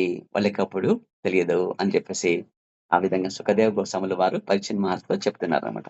కాబట్టి బృందావనం నుండి అక్రూరుడు తర్వాత ఈ లీలలన్నీ అయిపోయినాక గోవర్ధనగిరి లీల ఇవన్నీ లీలల్లోనే అయిపోతాయి. కాబట్టి అక్కడ గోవర్ధనగిరిలో ఏం చేస్తాడు? ఇంద్రుడి యొక్క మోహాన్ని తొలగిస్తాడనమాట. కాబట్టి ఆ విధంగా బృందావనం నుండి అక్రూరునితో పాటు మధురకు వెళ్ళిన కృష్ణ బలరాములు అక్కడ కూడా ఎన్నో అద్భుతమైన కార్యాలు చేస్తారు. ఇక నా మేనల్లుళ్ళు వాళ్ళు ఎవరు కృష్ణ బలరాములు నందమాల దగ్గర పెరుగుతున్నారు. కాబట్టి నేను ధనుర్యాగం చేస్తున్నాను. కాబట్టి ఓ మిత్రమా అక్రూర వెళ్ళి కృష్ణ బలరాముని తీసుకురా అని చెప్పేసి రథంతో పంపిస్తే గనక ఇతనికి చెప్తాడనమాట. కృష్ణ బలరాములు వచ్చిన వెంటనే వాళ్ళని చంపేస్తా నేను అని చెప్తాడు. కాబట్టి ఏమేమి చేసినాడో మొట్టమొదటగా ఎవరెవరితోనో ఏమేమి చేయాలని చెప్పేసి అంత చేసినవన్నీ చెప్పినా గూడా భగవంతుడు గదా! తను రక్షించుకుంటాడని జెప్పేసి అక్రూరుల వారు ఏం బాధపడలేదనమాట. వచ్చేస్తున్నాడు అంతే. వచ్చి ఎందుకంటే భగవంతుడు కాబట్టి భగవంతుడి దర్శనం చేసుకోవాలి కాబట్టి ఎంతో ఆనందంగా వచ్చేసారు. అప్పుడు అక్రూరుడు అక్రూరుడితో పాటు వెళ్లారు కదా కృష్ణ బలరాములు. అక్కడ ఎన్నో అద్భుతాలు చేశారనమాట. అద్భుత కార్యాలలో మొట్టమొదటొచ్చి మల్ల యుద్ధంలో వచ్చేసి బలరాముడు అతి బలశాలి అయిన ముష్టికుడిని సంహరిస్తాడు. పెద్ద బ్రెజిలర్స్ అనమాట. అంటే మల్ల యుద్ధం చేసేవాళ్ళు ఉంటారనమాట బాగా. వాళ్ళతో ఫస్ట్ బలరాముడు చేశాడు. రాక్షసుడు. ఆ రాక్షసుడి పేరేం పేరంటే ముష్టికుడు. ముష్టిక. తర్వాత చాణుర అనే ఇంకొక మల్లయుద్ధ వీరుడిని కృష్ణుడు సంహరిస్తాడు. కాబట్టి ఆ విధంగా వచ్చేసి మరి కువలయపీడన్ అనే ఏనుగు గజమును ఇంకా వీటిని చేసేసి తర్వాత కంసుడు మామ దగ్గరికి వెళ్లి కంసుని సంహరించేస్తారనమాట. కాబట్టి కథ కంసవధ అనంతరము ఇరువురు తల్లిదండ్రులు ఎవరైతే కారాగారంలో పెట్టినాడో వాళ్ళ యొక్క కంసమామ, ఇంకా యశోదమ్మ ఎవరు దేవకీదేవి, వసుదేవులను కారాగార విముక్తి చేస్తారనమాట. చేసి మరి పుత్ర ప్రేమను వాళ్ళకు అనుభవించే అవకాశాన్ని కృష్ణ బలరాములిద్దరూ ఇస్తారు. ఇంతవరకు ఒక్కొక్క రాక్షసుని వధిస్తూ వచ్చిన కృష్ణ బలరాములు పెద్ద సంఖ్యలో దానవులను మరియు దుర్జనులను వధించి భూభారాన్ని తగ్గిస్తారు. మరి ఆ కార్యాన్ని ఏ విధంగా చేసినారంటే కంసుడు వధించబడినాడు కాబట్టి కంసుడి యొక్క భార్యలెవరంటే జరాసంధుడి యొక్క కూతుర్లు. కాబట్టి పోయి తండ్రి దగ్గర జరాసంధుడి దగ్గరికి పోయి వెళ్లి, "మాకు వైధవ్యము కృష్ణుడి వల్లే కలిగింది. మీ అల్లుడిని చంపింది ఎవరు? కృష్ణుడు" అని చెప్పే లోపల ఇతనికి కోపమొచ్చేసి ఇక ఇతను ప్రతిజ్ఞ చేస్తాడు. "ఈ ధరాతలములో యాదవులు లేకుండా చేస్తా నేను. య నిర్ యాదవుల యొక్క వంశం నిర్వంశం చేస్తానని" చెప్పేసి మరి ప్రతిజ్ఞ చేసి ఇక 23 అక్షౌహిణుల సైన్యంతో వెళ్తాడనమాట. 23 అక్షౌహిణుల సైన్యంతో వెళ్తాడు కృష్ణ బలరాముల పైకి మధుర నగరానికి. అప్పుడు కృష్ణ బలరాములు అంటే దివ్యమైన రథాలు 2 వాళ్ళు ఆ రథాలెక్కి ఇక రణరంగానికి వచ్చేసి ఈ జరాసంధుని యొక్క సైన్యం ఏదైతే 23 అక్షౌహిణుల సైన్యం ఏదైతే ఉందో వాళ్ళందరినీ సంహరిస్తారనమాట. సంహరించేసి ఇక బలరాముడికి కోపమొచ్చేస్తుంది. కోపమొచ్చేసి ఆ జరాసంధుడిని యమపాశంతో బంధించి మరి మానవ నిర్మితమైన తాళ్ళతో కూడా కట్టేసేసి మరి చంపబోతాడనమాట. అప్పుడు కృష్ణుడు ఆగాగు ఇంకా చాలా మంది రాక్షసులున్నారు. ఈ జరాసంధుడిపై తీసుకురా వాళ్ళని వదిలేయాలని చెప్పేసి వదిలేసాడు. ఆ విధంగా వచ్చేసి జరాసంధుడు 17 సార్లు దండయాత్ర చేస్తాడు. ఎక్కడికి? కృష్ణ బలరాముల దగ్గరికి. ప్రపంచంలో ఉండే అనేక రాక్షసులను తీసుకొస్తాడు. ప్రతిసారి కృష్ణ బలరాములు ఆ రాక్షసుని సంహరించేసి జరాసంధుని వదులుతూ ఉంటారనమాట. ఆ విధంగా సైన్యంతో వచ్చే కృష్ణ బలరాములను ఎదిరించాడు. కానీ ఈసారి కూడా సమస్త సైన్యం నశించగా పరాజితుడైపోతాడు. ఎవరు? జరాసంధుడు. అదే రీతిగా మరి 17 సార్లు దుర్జనులను చంపేస్తారనమాట కృష్ణ బలం. ఎందుకంటే భూభారం తగ్గించాలి కాబట్టి. కాబట్టి 18 సారి ఏమవుతుందంటే ఒక కాలయవనుడు అని చెప్పేసి ఒకడుంటాడు యవనుడు. ఆ యవన వీరుడొచ్చేసి 3,00,00,000 మంది మ్లేచ్చులు తీసుకొస్తాడు. వాళ్ళంతా మ్లేచ్చులు అంటే ఎవరంటే చేపలు తినేవాళ్ళు. చేపలు తినేవాళ్ళు. ఈ చేపలు తినేవాళ్ళు ఎవరంటే అటువైపు అన్నమాట. సౌదీ వైపు ఉండేవాళ్ళనమాట. అరేబియా వైపు అటువైపు అరేబియా సముద్రం అటువైపు ఉండే సౌదీ దేశము అంటే ఇరాన్, ఇరాక్ దేశస్తులు అటువైపు ఉండేవాళ్ళు వీళ్ళు. వాడు ఆ కాలయవనుడొస్తాడనమాట. అతను వీరుడు. ఎలా వీరుడంటే ఆయన ఆయన శివుడి యొక్క వరం వల్ల పుట్టినాడు. ఆయనకు యాదవుల చేతిలో మరణం ఉండదు. కాబట్టి ఆ విధంగా వచ్చేసి కృష్ణుడిని ఆ విధంగా వచ్చేసి మధురను ఆక్రమింపజేస్తాడు జరాసంధుడు. అప్పుడు కృష్ణుడు ఏం చేస్తాడంటే మరి తమ యాదవులను రక్షించాలని చెప్పేసి ఆ మధుర నగరంలో ఉండే నగరవాసులందరినీ వచ్చేసి రాత్రికి రాత్రే ద్వారకాలో సముద్రంలో అరేబియా సముద్రంలో వచ్చేసి గొప్ప ద్వారకా నగరాన్ని నిర్మించేసి యోగమాయ చేత ఇక్కడుండే వాళ్ళ మధుర వాసులందరినీ ద్వారకలోనికి రాత్రికి రాత్రి చేర్చేస్తాడనమాట. చేర్చేసినాక ఇక మధురను కాపలా ఉంచడానికి బలరాముని నియోగించి తను కాలయవనుడితో పోటీ పడతాడు. తలపడతాడనమాట. యుద్ధానికి కాళహనుడితో ఎదిరిస్తాడనమాట. ఆ విధంగా వచ్చేసి తన యాదవుల చేతిలో చావడు కాబట్టి రణ్చోర్ పరిగెడతాడనమాట. పరిగెత్తి, పరిగెత్తి, పరిగెత్తి పోతుంటాడు. కృష్ణుడు ముందు, వెనకాల కాళహనుడు "ఏ ఆగు, ఆగు. ఆ! నువ్వేదో గొప్పవాడు, ఎంతో పరాక్రమవంతుడు అని చెప్పేసి నాకు నారద మహర్షి చెప్పినాడు. ఎంతోమంది రాక్షసులు చంపాలని సంహరించాడని చెప్పినాడు. నువ్వు చేస్తే ఎందుకు పరిగెడుతున్నావు? నువ్వు ఆగు, ఆగు" అని చెప్తా ఉంటాడు. "ఏ రణ్చోర్ ఆగు, ఆగు" అంటాడు. కానీ ఆయన వెళ్లి ఎక్కడైతే ముచుకుంద మహారాజు మరి నిద్రపోతుంటాడో, ఆ మహారాజు ఉన్న గుహలోకి వెళ్తాడు కృష్ణుడు. ఈ ముచుకుంద మహారాజు ఎవరంటే కృష్ణుడి యొక్క భక్తుడనమాట. పూర్వము సత్యయుగములో వచ్చేసి దేవత, రాక్షస సంగ్రామములో వచ్చేసి మానవులను పిలిచేవాళ్ళు. అప్పుడు ముచుకుంద మహారాజు వెళ్తాడు. సూర్యవంశపు రాజాయన. వెళ్లి అక్కడ దేవతలకి విజయాన్ని సాధించడానికి సహాయపడతాడనమాట. ఇక నేను వెళ్తాను. నేను నా నా లోకానికంటే ఇంకెక్కడ నాయన మీ వాళ్ళెవరు లేరు. యుగాలు మారిపోయినాయి ఇప్పుడు. ఇప్పుడు ద్వాపర యుగము, త్రేతాయుగం కూడా అయిపోయింది. కాబట్టి నువ్వు నీకేమైనా వరం ఏమైనా కావాలా కోరుకో అని చెప్పేసి చెప్తాడనమాట. చెప్తే నాకు నిద్ర కావాలి. నేను బాగా అలిసిపోయాను. నాకు నిద్ర కావాలి. నాకు నిద్రపోయే వరాన్నివ్వండి. ఎవరైతే నా నిద్ర భంగం చేస్తే వాళ్ళు భస్మమైపోవాలని చెప్పేసి కోరుతాడు. ఆ విధంగా కృష్ణుడు ఈ యవనుడిని తను పైపంచ ఏదైతే ఉందో కృష్ణుడు ముచుకుంద మహారాజు పడుకొని ఉంటాడు కదా! ఆ ప్రాంతంలో ఆయన వైపుకు కప్పేసి పక్కన నిలబడి ఉంటాడనమాట. దాక్కుని ఉంటాడు. అప్పుడు ఈ కాలయవనుడు పరిగెత్తుకొచ్చేసి "ఇక్కడ పడుకుంటావా? లే" అని చెప్పేసి కాలుతో తంతే అప్పుడు ఆ ముచుకుంద మహారాజు నిద్రాభంగం అయితే ఆయన కళ్ళ నుంచి అగ్ని జ్వాలలలో దహించి బూడిదైపోతాడు కాలయవనుడు. ఆ విధంగా భగవంతుడు మరి మధుర కాపలిగా ఉంచి భూభారాన్ని దిగిచి కృష్ణ బలరాముడి సహాయంతో వచ్చేసి ఇవన్నీ లీలలు చేస్తారనమాట. ఇక బలరాముడి యొక్క భార్య పేరు రేవతి మాత. ఆమె కకుద్మి తనయ. కకుద్మి అనే ఆయన వచ్చేసి రేవతుడనే రాజు. ఈ రేవతుడనే రాజు వచ్చేసి సముద్ర గర్భంలో వచ్చేసి కుశస్థలి అనే రాజ్యాన్ని, అంటే సముద్ర గర్భంలో ఉంటారు వీళ్ళ యొక్క రాజ్యం. కాబట్టి సముద్ర గర్భంలో కుశస్థలిని ఏర్పాటు చేసి ఉంటాడనమాట. ఆ కుశస్థలిలో వచ్చేసి నిర్మించుంటాడు. ఈయనకి 100 మంది కుమారులు. ఆ 100 మంది పుత్రుల్లో వచ్చేసి సత్పుత్రులు వీళ్ళంతా వీళ్ళు. వారిలో పెద్దవాడెవరంటే కకుద్మి. ఈ కకుద్మి అనే ఆయనకి ఒక కూతురుంటుంది. ఆమె పేరే రేవతి. కాబట్టి ఆమెకు ఎవరు తగిన వరుడు, ఎవరినిచ్చి పెళ్లి చేయాలో తన కూతురిని ప్రశ్నించడానికి బ్రహ్మలోకానికి వెళ్తాడు. సత్యలోకానికి వెళ్తాడు ఒకేసారి. ఎవరు? ఈ కకుద్మి. రేవతి మాతను తీసుకెళ్ళి. వెళ్తే గనక ఆ సమయంలో వచ్చేసి బ్రహ్మదేవుడు గంధర్వులొచ్చేసి సంగీత వ్యవహారి పెట్టి ఉంటారు. అంటే కృష్ణుడి యొక్క కీర్తన.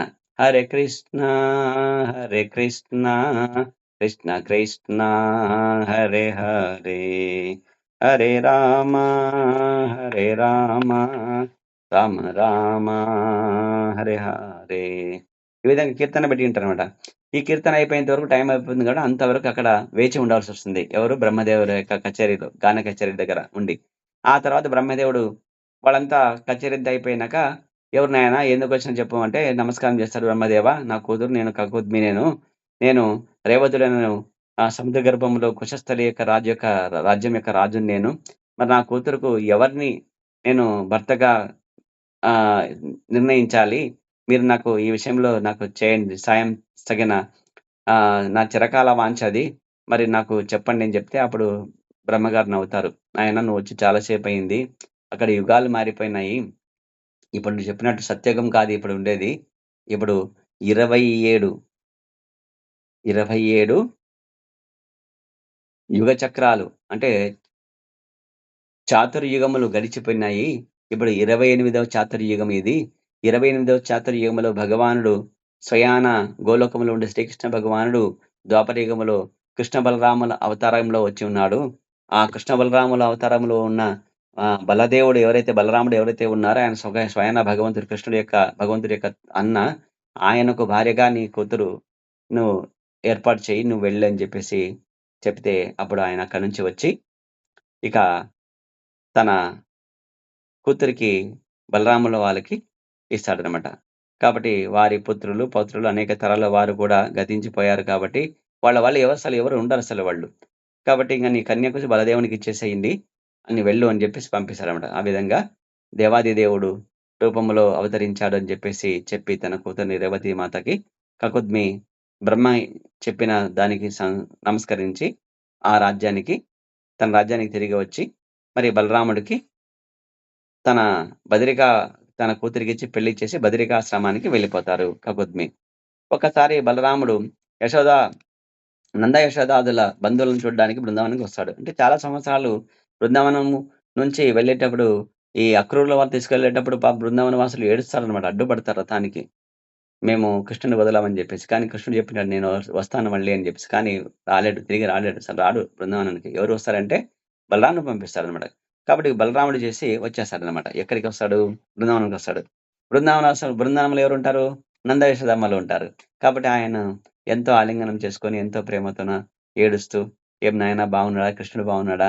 మీరంతా బాగున్నారా?" అని జెప్పేసి అన్నీ అడుగుతూ, ఆ విధంగా ఇక బలరాముడు వచ్చేసి అందరు బంధువులతో అందరితో బాగా మాట్లాడి, అందరికీ వాళ్ళకి ఆ బలరాముడిని చూసేటప్పుడు అందరికి ప్రాణం వచ్చినట్టే, పోయిన ప్రాణం వచ్చినట్టయిందంట. ఎంతో ఆనందం కలిగింది వాళ్ళకందరికి. కాబట్టి సర్వులతో వివిధ విధంగా వాళ్ళు వ్యవహరించి కుశల ప్రశ్నలు వేసి బలరాముడు అందరిని సంతోషపెట్టాడనమాట.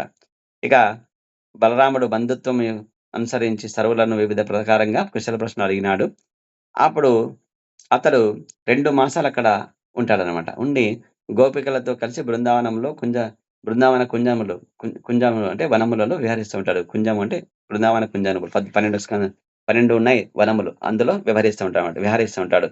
విహరించేటప్పుడు ఒకసారి ఏమవుతుందంటే ఆయన వారుని తాగేసి మరి గోపికలతో వచ్చేసి మళ్ళీ జలక్రీడలు ఆడాలని చూస్తాడనమాట.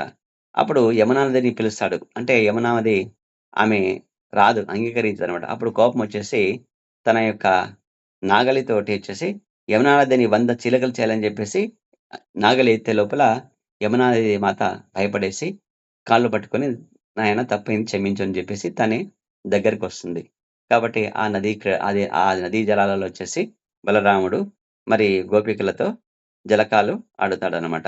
కాబట్టి ఆ విధంగా వనితలతో జలక్రీడ ఆచరిస్తాడు. యమునా నది ఇప్పటికీ ఆ విధంగా నాగటిపోటు ఉన్న చిహ్నం ఇప్పుడు కూడా అక్కడ బృందావనం దగ్గర యమునా నది దగ్గర ఉన్నది. ఇక ఆ విధంగా బలరాముడి యొక్క పరాక్రమము సూచిస్తుందనేది. ఇక ఈ విధంగా వచ్చేసి ఇక జయదేవుడు చెప్తాడనమాట. ఈ లీల ఏదైతే యమునా నదిని మరి ఏ విధంగా తన హలాహలంతో తన హలముతో ఏ విధంగా చేశాడనేది. జయదేవుడు అష్టపదిలో ఈ విధంగా దశావతార స్తోత్రంలో ఈ విధంగా ఉందంట.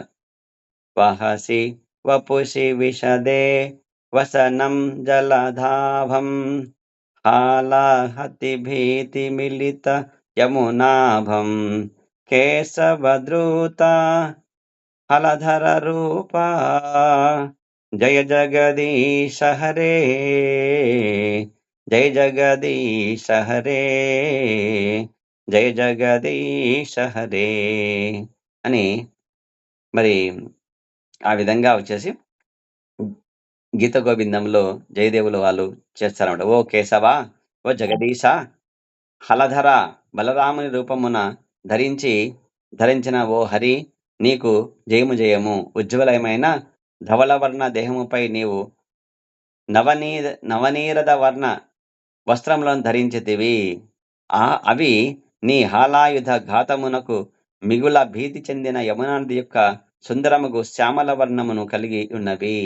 ఆయన నీల వస్త్రములు ధరించినాడు కృష్ణుడు. ఎవరు? బలరాముడు. కాబట్టి ఆ విధంగా ఆమె ఎవరు? యమునా నది మాత అంతా నీలంగా కనబడుతుంది అక్కడ అని చెప్పేసి ఇక్కడ ఆయన కీర్తించినాడు. ఎవరు? జయదేవ గోస్వామి.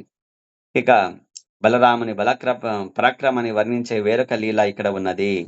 ఒకసారి జాంబవతి కుమారుడైన సాంబుడు దుర్యోధనుని పుత్రిక లక్ష్మణను స్వయంవరంలో అపహరిస్తాడనమాట. అక్కడి నుంచి ఎత్తుకొని వస్తాడనమాట. అప్పుడు కౌరవులంతా మరి సైన్యంతో వెంటబడి మరి ఆ పరాక్రమవంతుడైన బాలుడిని మరి యొక్క ఏదైతే ధనుస్సు ఉందో చేతిలోన ఫస్ట్ ఆ ధనుస్సును విరగొడతారనమాట. అంటే అన్యాయంగా. కాబట్టి ఆ విధంగా వచ్చేసి వీరోచితంగా పోరాడుతుంటాడు సాంబుడు. మరి చివరకు కౌరవులు అతని ధనుస్సును విరిచి రథాన్ని ధ్వంసం చేసి, బందీ చేసి తీసుకొని వెళ్తారనమాట. అది తెలిసిన యాదవులు వచ్చేసి కౌరవులపై యుద్ధాన్ని వెళ్ళాలా మేమని చెప్పేసి ఉగ్రసేనుల వారు యుద్ధం చేయండి అని చెప్తే అప్పుడు బలరాముడు కౌరవుల యొక్క పక్షంలో ఉండే ఈ దుర్యోధనుడికి గురువు అనమాట. అంటే ఈ గదా యుద్ధం నేర్చుకొని ఉంటాడు కాబట్టి దుర్యోధనుడు గురువు. కాబట్టి నేను చెప్తాను. నేను చెప్పింది వింటారు వాళ్ళు. రక్తపాతం వద్దని చెప్పేసి బలరాముడు ఏం చేస్తాడు, నేను వెళ్తాను అని చెప్పేసి ఇరు పక్షాల వారికి హాని కలగకూడదని చెప్పేసి సంకల్పంతో యాదవులను శాంతింపజేసి బ్రాహ్మణులతో కలిసి వెళ్తాడనమాట. అప్పుడు హస్తినాపురానికి బయట వచ్చేసి కొద్ది దూరంలో విడిది ఏర్పాటు చేసుకొని మరి ఉద్ధవుని పంపిస్తాడు. "నువ్వు వెళ్ళి నేనొచ్చినానని చెప్పు. వాళ్ళని తీసుకురా" అని చెప్తే సరే అని చెప్పి వాళ్ళు వచ్చేస్తారనమాట. వచ్చి బలరాముడితో పూజ చేసి ఆయనకి ఆతిథ్యం ఇచ్చి నమస్కారం చేసి బాగానే మాట్లాడుతారు. ఎప్పుడైతే బలరాముడు ఏం చెప్తాడంటే, "మీరు అన్యాయంగా మా సాంబుడిని బంధించినారు. మరి సాంబుడిని తర్వాత ఆ సాంబుడు వరించిన మీ అమ్మాయి ఎవరైతే ఉందో ఆహ్, ఆ అమ్మాయి ఎవరు ఉత్తరని ఇద్దరిని నాకు అప్పగించాలంటే" వాళ్ళు తిడతారనమాట. "మీరు యాదవులు, మీరేమన్నా క్షత్రియులా? మేము క్షత్రియులము. కురువంశం అంటే పెద్ద వంశం మాది" అని ఇష్టం వచ్చినట్టు తిడితే గనక బలరాముడికి కోపం వచ్చేస్తుంది. సరే అయితే మీ హస్తినాపురం రాజ్యాన్ని నేను పెకలించి వేస్తానని జెప్పేసి తన హాల హాలాయుధం తీసేసి మరి దక్షిణాగ్రములో హస్తినాపురానికి ఆ రాజ్యానికి దక్షిణాగ్రంలో వచ్చేసి భూమి పైన తన హాలాన్ని ఆంచి మరి దాన్ని భూమండలాన్ని మొత్తం పెకలించేయాలని జెప్పి సముద్రంలో గంగా నదిలో కలిపేస్తానని జెప్పేసి తీస్తాడనమాట. అప్పుడు వీళ్ళంతా భయపడేసి పాదాలు పట్టుకొని తప్పును క్షమించని జెప్పేసి చెప్పి అక్కడ ఆ సాంబుడు అంటే ఎవరు సాంబుడంటే జాంబవతి మాత యొక్క కుమారుడు. కృష్ణుడు జాంబవతి కుమారుడు. సాంబ అంటే అంబ అంటే అమ్మ. సా అంటే అమ్మ. అమ్మతో పాటు అంటే అమ్మ కుట్టి. ఎప్పుడు అమ్మ చెంగు పట్టుకొని, అమ్మ చేతి పట్టుకొనే ఉంటాడు ఎక్కడ పోయినా. అసలు అమ్మను వదలడనమాట. అందుకే సాంబుడని పేరు ఆయనకి. కృష్ణుడి యొక్క కుమారుడు. జాంబవతి యొక్క కుమారుడు. కాబట్టి ఆ సాంబుడికి మరి ఆ ఉత్తర రేఖకు మరి వివాహం చేస్తారనమాట. ఆ విధంగా ఓడించి చేస్తారు. కాబట్టి ఉగ్రసేనుడి యొక్క ఆదేశంలో మరి అంతా ఒప్పించేసి అక ఆ విధంగా ఇప్పటికీ సాంబుడికి మరి అతని పత్నికి తీసుకొచ్చి ద్వారకలో వివాహం చేస్తాడు. ఈ పరాక్రమంని చూపడానికి హస్తినాపురంలో దక్షిణ భాగంలో తను ఏసిన నాగలి యొక్క గుర్తు ఇప్పటికి ఉన్నది అని చెప్పేసి ఆచార్యులు చెప్తున్నారు. కాబట్టి అనంతుడు, ఆదిశేషుడునైన బలరాముని లీలలు అనంతములు. మళ్ళీ బలరాముడు అంటే ఎవరంటే ఆదిశేషుడు. అనంతుడు అంటే అనంతమైన తలలు కలవాడు. ఎన్ని తలలంటే చెప్పలేం. అనంతం ఇన్ఫినిటీ. అనంతం అంటే. కాబట్టి లెక్కలేనన్ని తలలున్నాయనమాట. కాబట్టి ఆ లీలామృత సాగరములో ఏదో ఒక్క బిందువునే మనం రుచి చూడగలము గానీ, దాని తీరము మనకు గోచరించదు. కాబట్టి భగవంతుడి యొక్క లీలలు అనేకములు, కోకొల్లలు ఇన్నని చెప్పలేము. దాంట్లో ఒక బిందువు లాంటిదే మనము రుచి చూడగలం కానీ, అంతా మనము చూడలేం. భాగవతంలో దశమ స్కందములో బలదేవుని పాత్ర అడుగడుగునా వస్తుంది. కృష్ణుడు ఏర్పాటు చేసిన కథనం ప్రకారం అర్జునుడు సుభద్రను అపహరించినప్పుడు బలరాముడు క్రుద్ధుడై అతనిని సంహరింపదలిచాడు. ఇక సుభద్రా పరిణయంలో వచ్చేసి కృష్ణుడి పాత్ర ప్రధానంగా ఉందన్నమాట. కాబట్టి తనకు సుభద్రని ఎవరికి ఇవ్వాలని ఉంటుంది? తన శిష్యుడైన దుర్యోధనుడికి ఇవ్వాలని ఉంటుంది. ఎవరికి? బలరాముడికి. కాబట్టి అప్పుడు అతనికి కోపం వచ్చేస్తుంది. ఎప్పుడైతే సుభద్రను అంటే ఆహ్, ఎవరు ఒక ఋషి వేషంలో వస్తాడు అర్జునుడు. వచ్చేసి మరి ఆ విధంగా నాటకం చేసి సుభద్రని తీసుకెళ్ళేటప్పుడు కోపమొచ్చేసి నేను సంహరిస్తానంటే, "అన్నయ్య" అని చెప్పేసి ప్రాధేయపడి ఆయన పడి ఆయన ఒప్పిస్తాడనమాట. కృష్ణుడే ఒప్పించేసి తర్వాత ఆయనకు శాంతింపజేసి ఆయన చేతుల మీదుగానే చెల్లి పెళ్లి చేస్తాడు కృష్ణుడికి, కృష్ణార్జునులకు. వాళ్ళ యొక్క సంతానమే అభిమన్యుడు. కాబట్టి అభిమన్యుడు ఎవరంటే మేనల్లుడు కృష్ణుడికి, బలరాముడికి. కాబట్టి మరి ఆ కౌరవ కౌరవ యుద్ధంలో ఆ సంగ్రామంలో వచ్చేసి ఎప్పుడైతే అభిమన్యుడు మరి ఒక్కడిని ఒంటరి వాడిని చేసేసి కౌరవులంతా వచ్చేసి అధర్మంగా ఎప్పుడైతే చంపేస్తారో వాళ్ళంతా చాలా బాధపడుతున్నప్పుడు బలరాముడే ఆ అభిమన్యుడి యొక్క అంత్యక్రియలు చేస్తాడనమాట. ఆ విధంగా ఆయన కురుక్షేత్రంలో వచ్చేసి ఎప్పుడైతే యుద్ధం జరుగుతా ఉందో ఆయనకి ఇష్టంగా ఉంటుంది. అందుకే కురుక్షేత్రంలో పాల్గొనడు. తీర్థయాత్రలు చేయడానికి వెళ్తాడనమాట. ఆ తీర్థయాత్ర చేసే సమయంలో వచ్చేసి అతడు అక్కడ రోమహర్షణుడు వధిస్తాడు. ఎక్కడంటే మరి నైమిషారణ్యంలో వచ్చేసి ఈ వీళ్ళంతా ఋషులంతా ఉంటారు గదా! తపస్సు చేస్తా ఉంటారన్నమాట. నైమిషారణ్యం చాలా గొప్పదది. దాని విశిష్టత. అది అక్కడైతే ఎవరైతే యజ్ఞం చేస్తారో రాక్షసుల యొక్క బలం తగ్గిపోతుందంట. అక్కడ మరి బ్రాహ్మణులంతా వచ్చేసి ఋషులంతా గొప్పగా తపస్సు చేసే చోట వెళ్తాడనమాట. ఎవరు? బలరాముడు. వెళితే ఆ బ్రాహ్మణులందరూ కలిసి మరి రోమహర్షణుడిని మరి వ్యాసాసనం ఇచ్చేసి ఆయన ఆహ్, వ్యాసాసనం పైన ఉంచి అధ్యక్షులుగా ఉండి తమకు మరి శాస్త్రంను చెప్పు అని చెప్పినప్పుడు ఆయన వ్యాసుల యొక్క శిష్యులు కాబట్టి అనేక శాస్త్రాలు తెలిసినాడు కాబట్టి రోమహర్షణుడిని ఆ విధంగా కూర్చోబెట్టినప్పుడు వీళ్ళందరూ లేస్తారు. కానీ రోమహర్షణుడు వ్యాసాసనం పైన ఉన్నాడు గదా! ఎందుకు లేయాలని జెప్పేసి లేయడనమాట. శాస్త్ర ప్రకారంగా లేయకూడదు. కాకపోతే ఆయన భగవంతుడు గాబట్టి మామూలు మామూలుగా ఋషులు తర్వాత గొప్ప రాజులు అయితే గనక లేయనవసరం లేదు. కానీ ఆయన భగవానుడు గాబట్టి, భగవదంశ గాబట్టి బలరాముడు. కాబట్టి లేయాలి. కాకపోతే లేయడు. కాబట్టి భగవానుడికి ఇది కోపమొస్తుందనమాట. కనీసం నమస్కారమైనా చేయడు. కాబట్టి నమస్కారమైనా చేయాలి. కానీ నమస్కారం గూడా చేయలేదు. లేయకపోయినా పర్లేదు. కానీ ఈయన శూద్రుడనమాట ఈయన. అంటే ఒక బ్రాహ్మణుడికి, ఒక క్షత్రియ కన్యకి జన్మించినాడు కాబట్టి ఇతను శూద్రుడు గాబట్టి ఇతని అలా ఇతను పవిత్రంగా లేడు. మరి అనేక శాస్త్రాలు తెలిసినప్పుడు మనం పవిత్రంగా ఉండాలా? మరి వినయం ఎక్కువుండాలా? కానీ వీళ్ళకి వినయం లేదని జెప్పేసి భావించి ఆయన్ని దర్భతోటి ఆయన కంఠాన్ని కోసేసి చంపేస్తాడనమాట. కానీ ఆ శౌనక ఆహ్, నైమిషారణ్యంలో ఉండే శౌనకాది ఋషులంతా బాధపడి, "అయ్యా! మేము ఈయనకి ఎంతో శక్తినిచ్చాము. ఆయన భగవంతుడి యొక్క లీలలు చెప్ప చెప్ చెప్ చెప్ సంవత్సరాల తరబడి కూర్చొని చెప్పాలని జెప్పేసి శక్తినిచ్చాము. రోగం గూడా లేకుండా ఉండాలని జెప్పేసి ఆయనకి నిత్యం ఆయన యొక్క అవయవాలు గూడా ఏమీ కాకుండా ఉండే విధంగా కూడా మనము ఇచ్చాము. మీరు ఇయన్ని ఏ విధంగా అయినా సరే మళ్ళీ మనకు తిరిగి బతికించని ప్రార్థిస్తే బలరాముడు అతన్ని బతికించి సూతపురాడు సూత పౌరాణికుడైన సూతపుత్రుడిని అంటే సూత గోస్వామి జన్మకు కారణమవుతాడు. ఆత్మానం పుత్రనావేశి అని జెప్పేసి. ఆ విధంగా మనం గత కాలంలో చెప్పుకున్నాం గాబట్టి, ఆ కథ ఇక్కడ చెప్పుకున్నారు కాబట్టి బలరాముడు ప్రతీకారం చేయడానికి సిద్ధపడతాడనమాట. ఎప్పుడంటే ఇక్కడ చివర్లో యుద్ధమయ్యే సమయంలో వచ్చేసాడు. ఎక్కడికి? భీముడు, దుర్యోధనుడు గదా యుద్ధం చేసేటప్పుడు తొడల పైన కొట్టకూడదు. గదా యుద్ధం చేసేవాళ్ళు. అది, అది తప్పనమాట. కానీ వాడి ప్రాణం ఎక్కడుంది అంటే తొడల్లో ఉంది కాబట్టి, కృష్ణుడు చెప్తే ఆ పని చేస్తాడు. కాబట్టి భీముడు అతను తొడలు విరిచేస్తాడు కాబట్టి, అప్పుడు ఏమవుతుందంటే, అక్రమంగా నువ్వు అన్యాయంగా యుద్ధం చేసినావని చెప్పేసి బలరాముడికి కోపమొస్తుంది భీముడి పైన.